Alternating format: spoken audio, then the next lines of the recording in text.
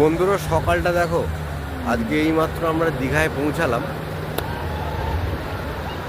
সকালটা দেখো, সূর্যটা দেখো কি বিউটিফুল লাগছে। সূর্যটা, সমুদ্রটা দেখলে মনে হবে এখান থেকে যেন আমাদের একদম পায়ের কাছে চলে আসছে জলটা। কিন্তু এই রকম মনোরম দৃশ্য, এই রকম পরিবেশ ছাড়া পাওয়া অসম্ভব ব্যাপার। দেখো,